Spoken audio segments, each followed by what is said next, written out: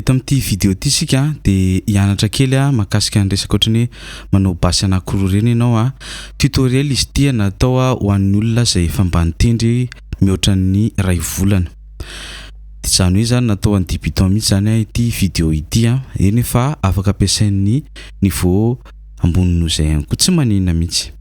Lasarintsika ataontsika accord faraky ny be mpampiasa indrindra no ampiasaina androany ny do ny fa ny sol.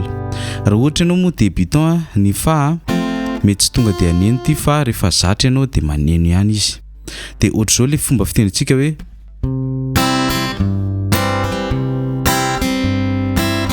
ahoana ny fanaovana ohatr'izay. Sady mianatra an'ity tsika fa be da be ny hira azontsika ampiasaina an'izay de lasa avy hatrany ary tsika.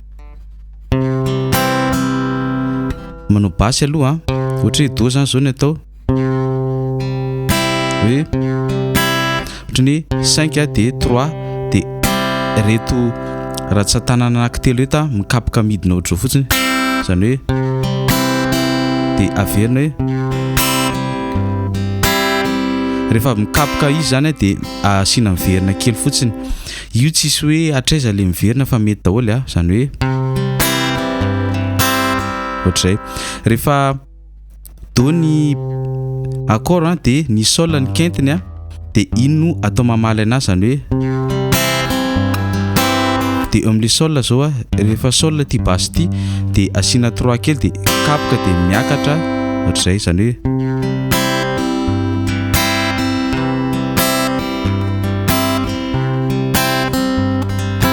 ohatr'izay. De fa ndray zao tsika ny fa zao 4 de 3 de mikapoka de miakatra eo ambony.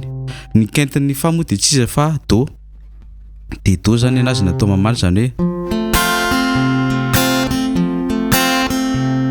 hoe ventsika do de fa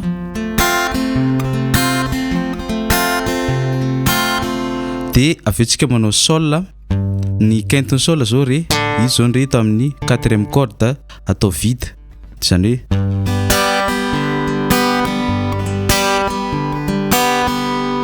de veo fa zany hoe do de fa de sol de fa. Zay no anaovantsika exercice. Lasarintsika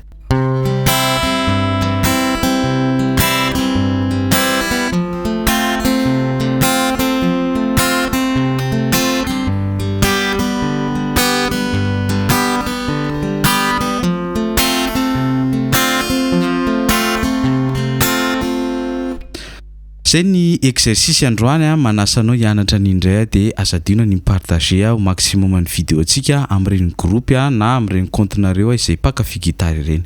Veloma daholo.